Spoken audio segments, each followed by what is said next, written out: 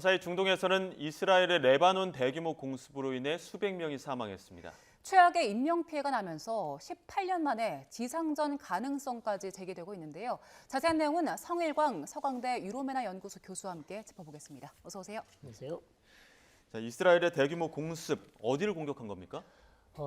현재로서는 레바논 남부 지역 그리고 이전에 잘 공격을 하지 않았던 시리아와 레바논 국경이죠. 그러니까 레바논의 동부 지역입니다. 베카 지역이라 그래서 전통적으로 이 지역은 레바논의 시아파, 즉 헤즈볼라 근거지로 알려져 있는 베카 계곡 지역을 공격을 한 것으로 보도되고 있습니다. 네, 그럼 이 지역을 공격한 건 누구를 공략하기 위한 겁니까? 베카 지역은 기본적으로 시아파들이 원래 많이 있는 지역이고 특히 헤즈볼라가 통치하는 지역이기 때문에 거기에 많은 무기들이 있을 것으로 이스라엘 판단하고 있고요. 그래서 헤즈볼라의 어떤 반격을 막기 위해서 일단 무기고 중심으로 해서 계속해서 이스라엘 공습을 지금 가하고 있는데 민간 피해도 계속 늘어나고 있죠. 네, 네, 말씀하시죠. 말씀하신 대로 민간인 피해가 상당합니다. 지금 피해 규모는 어느 정도로 확인됐습니까? 그러니까 뭐 한 지금까지는 한 500명 정도 사망한 것으로 보이고요. 부상자는 뭐 1,000명이 넘는 1,200, 1,300 계속 늘어나고 있는 상황입니다. 예, 이 민간인 피해도 상당하고 무기고 중심으로 공격을 하고 있는데 이렇게 헤즈볼라 공격하는 배경은 어디에 있습니까? 헤즈볼라와의 이스라엘과 무력 충돌은 사실상 이미 오래됐지 않습니까? 10개월, 11개월. 작년 하마스가 가자 지구에서 습격을 한 이후부터 계속해서 저강도 전쟁을 해왔고요. 다만 최근에 한 2, 3일 전부터 이스라엘이 이제 헤즈볼라의 공격 수위를 높이고 있는 이유는 이스라엘이 더 이상 이제 헤즈볼라와 소모전을 하지 않겠다. 소모전을 하는 것은 이스라엘 측에 불리하다. 그렇기 때문에 현 시점에서 헤즈볼라와 단판을 짓겠다는 것이죠. 그래서 전면전을 불사하더라도 불사하고 지금 공격을 하는 것이거든요. 그래서 전면전을 우리는 할 준비가 되어 있고 만약에 전면전이 안 되면 헤즈볼라가 굴복을 해라. 항복을 하라는 그런 것을 목표로 하고 있기 때문에 지금 강력하게 밀어붙이고 있다. 이렇게 봐야 되는 것입니다. 특히 그 헤즈볼라의 고위 지휘관인 알리 카라키를 겨냥했다 이런 분석들 나오고 있더라고요. 그렇죠. 지금 아직 그 부상을 당한 것은 맞는데 사망한 것은 아직 확인이 안 되고 있고요. 이 알리 카라키가 결국 헤즈볼라 하산 나스랄라 사무총장의 2인자죠. 계속해서 지금 2인자가 암살을 됐고 그래서 세 번째로 다시 임명이 됐는데 또 다시 이스라엘이 레바논 남부 베이루트 남부 다흐야 지역에 암살을 한 것으로 암살을 시도를 했습니다. 예. 그 지난주에 그 무선 호출기 폭발 사건이 있지 않았습니까? 대규모로. 네네. 그 이후에도 좀 충돌 양상이 좀 달라지는 부분이 있는 것 같아요. 정확히 지적해 주셨습니다. 왜냐하면 이스라엘 쪽에서는 호출기, 그다음에 워키토키, 즉 헤즈볼라의 내부 통신망에 폭탄을 심어서 공격하는 새로운 방식의 공격을 했는데 거기에 아마 부상자가 한 4,000명이 넘을 겁니다. 그러니까 헤즈볼라 대원 4,000명 정도가 이미 부상을 당했고 자 이런 상황에서 이스라엘 측에서 판단한 것은 지금이 헤즈볼라를 공격할 수 있는 적기다. 이 기회를 놓치면 다시 이런 좋은 기회는 오지 않는다. 그 이후로부터 계속해서 지금 밀어붙이고 있다. 이렇게 볼 수 있죠. 그러면은 이제는 그 대규모 공격이 시작이 되는 국면이라고 보면 되는 겁니까? 이스라엘 쪽에서는 계속 이제 시작이다. 만약 헤즈볼라가 여기에서 항복을 하지 않고 혹은 일방적인 정전을 하지 않는다면 또 이스라엘에 대해서 계속 보복 공격을 감행한다면 이스라엘은 레바논 공격의 공격 수위를 더 한층 더 올릴 수 있다 이렇게 얘기를 하고 있습니다. 지금 헤즈볼라도 반격에 나선 상황인 거잖아요. 네네. 이스라엘군에 어떤 영향이 있습니까? 자, 헤즈볼라가 어저께 이미 반격을 했습니다. 하고 있지만 이스라엘의 요격 시스템에 거의 다 지금 요격을 다 했고요. 다만 헤즈볼라가 아직 텔아비브 즉 이스라엘 경제 수도라고 할 수 있는 지역은 공격을 하지 않았습니다. 그러니까 아직 공격을 자제하고 있고요. 자제하는 이유는 만약 헤즈볼라가 텔아비브를 공격하면 이스라엘은 베이루트를 상당히 더 강하게 공격할 가능성이 높기 때문에 현재로서는 자제를 하고 있습니다. 그렇다고 해서 헤즈볼라가 텔아비브를 공격할 무기가 없어서 공격을 안 하는 게 아니거든요. 장거리 미사일을 아직 가지고 있고 로켓도 가지고 있습니다. 그러나 아직까지는 공격을 하지 않고 있다. 그러나 언제든지 이스라엘 압박이 계속될 거기 때문에 헤즈볼라가 아무래도 텔아비브를 공격할 가능성이 높다. 이렇게 말씀드립니다. 원래 그 방공망이 굉장히 이스라엘 유명하지 않습니까? 지금 헤즈볼라의 위력, 그 미사일 위력이라고 한다면 그 방공망도 뚫을 수 있다라고 네. 보시는 겁니까? 그렇습니다. 그 정도는 뚫을 수 있다고 보고요. 물론 헤즈볼라가 쏜다고 해서 다 떨어지지는 않겠죠. 이스라엘이 대부분 요격할 수 있지만 그것을 피해서 텔아비브에 떨어질 가능성도 충분히 있고요. 이스라엘이 이미 어제 저녁에 아마 거의 비상 사태를 선포했습니다. 그러니까 민방위 이 부대에서 이스라엘 전역에 미사일 공격을 받을 수 있다. 그래서 전부 다 지금 비상 상황을 선포한 상황이에요. 네. 지금 그렇기 때문에 18년 만에 최대 지상전에 돌입할 가능성이 있다 이런 우려들 나오고 있는데 교수님은 어떻게 분석하세요? 자, 지상전은 이스라엘이 항상 꺼리는 것이죠. 왜냐하면 지상군이 들어가면 이스라엘 군인들의 병력이 뭐 사망하거나 인명 피해가 많이 늘어나기 때문에 사실상 이스라엘이 가장 결정하기 어려운 사안 중에 하나가 지상군 투입인데요. 자, 현재로서는 빠른 시일 내, 이른 시일 내에 이스라엘이 지상군을 투입할 것 같지는 않습니다. 왜냐하면 어느 정도 헤즈볼라의 군사력을 더 무장 해제시킨 이후에 아마 조금 지상군이 들어갈 수도 있다. 그러나 그거는 헤즈볼라의 어떤 공격 수위에, 보복 수위에 따라서 또 달려 있다 이렇게 볼 수 있습니다. 예, 일각에서는 지금 국제사회도 당연히 전면전을 우려하는 상황이긴 한데, 자, 이란 대통령은 이스라엘이 덫을 놨다 이렇게 표현하는데 이건 어떤 배경에서 나온 자, 발언입니까? 이스라엘이 덫을 놨다는 표현은 헤즈볼라는 계속해서 이제 좀 저강도 보복을 해왔죠. 어떤 예. 수위 조절을 해왔습니다. 예. 그러나 이스라엘이 계속해서 압박 수위를 이제 공격 수위를 한 단계씩 높여가는 것이죠. 자, 예. 그렇다면 이것이 사실상 헤즈볼라에게 도발을 하는 것이고 예. 헤즈볼라가 선택을 하라는 것이죠. 이스라엘로서는 헤즈볼라의 최후 통첩을 한 겁니다. 우리는 계속해서 공격 수위를 올릴 테니 너도 공격 수위를 올릴 수 있으면 올려라.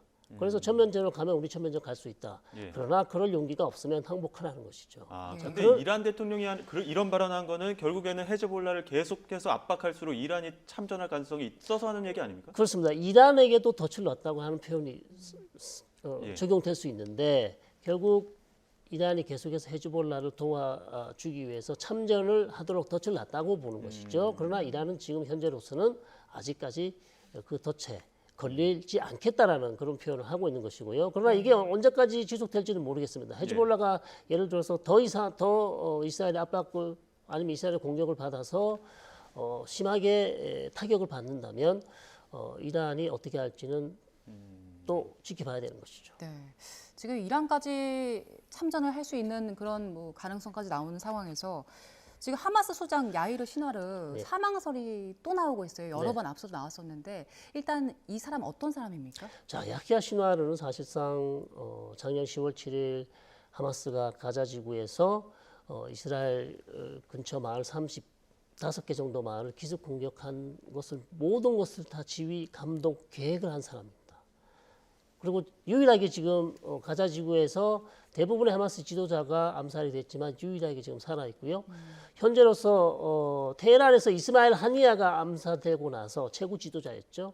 지금 누가 최고 지도자입니까? 야히야 시나르가 하니야의 직을 받아서 이어서 하마스의 최고 지도자직에 올라 있습니다. 그렇기 때문에 야히야 시나르는 이스라엘이 지금 암살하고 싶어하는 탑 영순이죠. 제거 영순이 대상. 예 제거 대상인데 아직까지 이스라엘에서 확인을 해주지 않고 있습니다.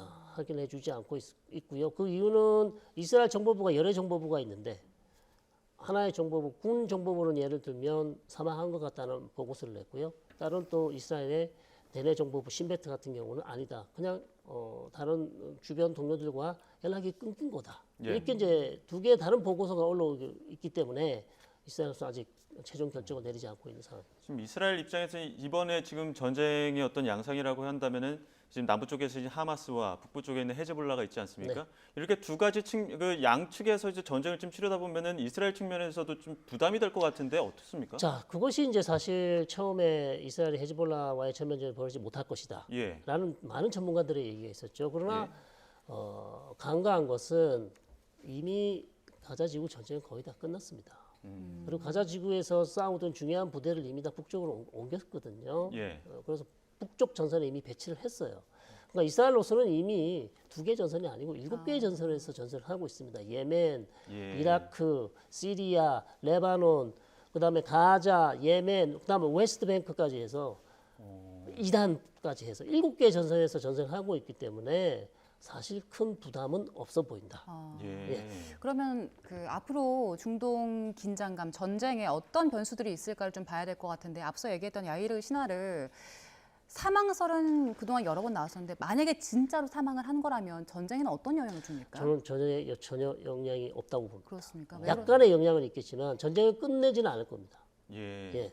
아마도 야히야 신하를 잡으면 아마 전쟁이 끝나지 않을까 이런 기대감을 가지신 분들이 많을 텐데요. 예. 이스라엘은 이미 내년에도 가자 지구에서 이스라엘 군이 작전할 수 있는 계획을 만들었고요. 예. 현재로서는 아직도 하마스 무장 대원이 많이 있다. 예. 그렇기 때문에 계속해서 가자 지구에서 새로 규합하고 새로 만들어지는 하마스 무장 대원이 등장할 때마다 이스라엘에 들어가서 제압하겠다는 것이 이스라엘의 계획이기 때문에 예.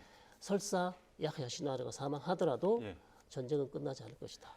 자, 지금 헤즈볼라와 이스라엘이 정말 전면전을 앞두고 어느 정도 그 도발의 균형을 맞추고 있지 않습니까? 네. 그 균형이 무너지는 계기가 있다면 어떤 게 있을까요? 무너졌습니다. 이미 사실 헤즈볼라는 하마스보다 훨씬 좋은 무기 체계를 갖고 있기 때문에 예. 전면전으로 가면 이스라엘도 피해가 클 것이라는 것이 이제 대부분의 전문가들이 했던 얘기고요. 그러나 이스라엘이 결국 내부 통신망, 호출기, 삐삐, 그다음에 워키토키 네. 다양한 내부 통신망을 통해서 하마스의 주요한 대원들이 다 부상을 입었고 사망을 했고요. 예. 그다음에 최근에 이스라엘이 한 달 내내, 2달 내내 계속해서 헤즈볼라의 군사 지도부의 지도자들을 거의 다 암살을 했어요. 그러니까 전쟁이 벌어지더라도 전쟁을 이끌 수 있는 지도자들이 거의 없습니다. 자, 그런 것이 지금 헤즈볼라가 힘을 쓰지 못하는 가장 중요한 이유다. 이렇게 예. 볼 수 있습니다. 네. 지금 이제 국제사회에서도 우려가 되는 상황이잖아요. 네. 프랑스에서는 안보리 긴급회의 소집을 요구하고 나섰는데 국제사회에서 중동 긴장감 낮추기 위해서 할 수 있는 액션이 뭐가 있습니까?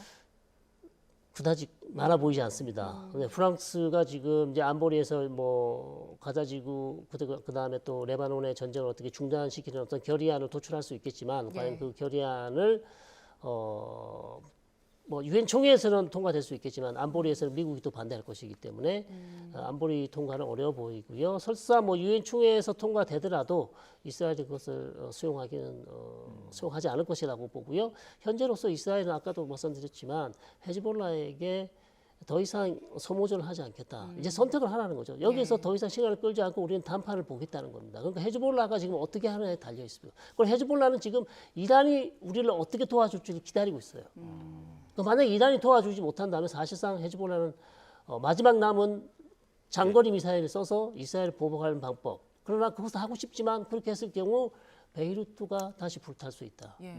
상당히 어려운 딜레마에 빠져 있는 것이죠. 자, 지금 이게 중동 긴장이 굉장히 고조되고 있는 상황인데 미국의 역할도 중요하지 않겠습니까? 어떻게 좀 역할을 할 거라고 보십니까? 자, 미국의 역할은 사실상 없다고 봅니다. 저는 할 수 있는 게 없다. 예. 바이든 대통령이 이미 레임덕 상황이고요. 이미 계속해서 가자지구 전쟁의 휴전을 불러와서 헤즈볼라와 이스라엘의 충돌을 막아보려는 것이 바이든 대통령의 작전이었는데 예. 가자지구 인질 협상이 거의 다 될 가능성이 없어졌고요. 이미 이 전쟁은 이스라엘과 헤즈볼라의 전쟁은 많이 커졌고요. 예. 현 상황에서 바이든 대통령이 할 수 있는 것은 이스라엘 측에 더 이상의 확전을 하지 말라고 얘기를 할 수 있지만 저는 그 말이 그다지 이스라엘 정부에게 통하지 않을 것이라고 네. 이렇게 보고 있습니다. 저희가 전쟁에 영향을 미칠 여러 가지 변수를 얘기해봤는데 그다지 크게 이 전쟁에 영향을 미칠 것들이 없다는 말씀을 주셨어요. 그러면 앞으로 중동 전쟁 어떤 시나리오들이 있을까요? 자, 현재로서는 말씀드린 것처럼 헤즈볼라가 어떻게 하느냐에 달려 있습니다. 헤즈볼라가 그냥 여기서 항복을 한다면, 뭐 휴전을 한다면, 이스라엘의 조건에 맞게끔 이스라엘과 레바논 국경에서 한 20km, 30km 이상 헤즈볼라 대원들 뒤로 물려라, 배치를 하지 마라. 이런 여러 가지 조건들을 충족한다면 휴전으로 갈 수 있습니다. 휴전으로 갈 수 있으나 문제는 헤즈볼라가 여기서 이스라엘과 타협하는 모습을 보인다면 어떻게 보면 헤즈볼라의 존재 이유를 부정하는 헤즈볼라의 정치적 생명을 잃게 될 수 있거든요. 예. 그렇기 때문에 헤즈볼라도 그 휴전하는 것이 쉽지 않아 보이고요. 그렇다면 또 나머지 하나 다른 남은 옵션은 아까도 말씀드린 것처럼 계속해서 이스라엘과 저강도 전쟁을 하는 것인데 문제는 저강도 전쟁, 이스라엘은 저강도 전쟁을 지금 벌였습니다. 작전을. 네. 계속해서 수위를 올려갈 거란 말이죠. 자, 그렇다면 헤즈볼라는 전면전으로 가느냐 아니면 항복을 하느냐. 사실 이 두 개의 옵션 상황에서 선택을 해야 되는 예. 대단히 어려운 상황이고요. 결국 변수는 미국의 대선에서 혹시 다른 대통령이 새로운 대통령이 나온다면 가자 지구 문제는 어떻게 해결할지 모르겠습니다. 그러나 이스라엘과 헤즈볼라의 전쟁은 제 생각은 뭐 조금 더 가자 지구보다는 좀 더 일찍 끝나지 않을까 이렇게 예상을 하고 있습니다만 알 수는 없는 것이죠. 예, 현재 지금 우리 교민들도 남아 계시지 않겠습니까? 그렇죠. 교민들 안전도 우려되는 상황인데 좀 어떻게 좀 대처를 하고 어느 부분을 좀 주목해서 봐야 될까요? 그러니까 지금 상황에서 사실 빨리 탈출하는 수밖에 없습니다. 예, 전쟁이 더 확전되고 그다음에 우리 동명 부대도 또 레바논에 또 파견돼 있지 않습니까? 우리 부대들도 사실상 상당히 위험한 상황이고 전쟁은 제가 봤을 때는 이른 시일에 끝날 것 같지 않다. 예. 오히려 확전 기도에 있다 이렇게 말씀드릴 수 있습니다. 예, 알겠습니다. 여기까지 듣겠습니다. 지금까지 성일광 서강대 유로메나 연구소 교수와 함께했습니다. 고맙습니다. 맞습니다.